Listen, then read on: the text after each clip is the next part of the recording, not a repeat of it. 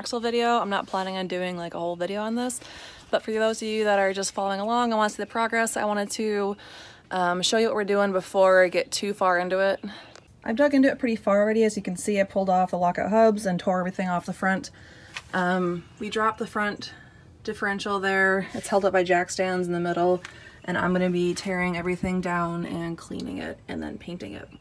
So here's just a little before I get any further into this.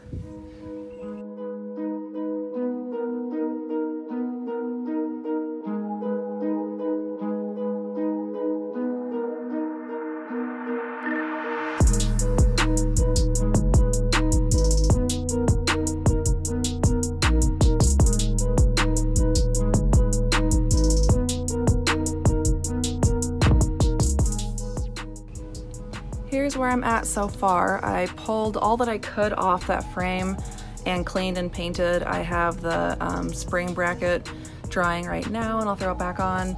And then I just disconnected the drive train shaft.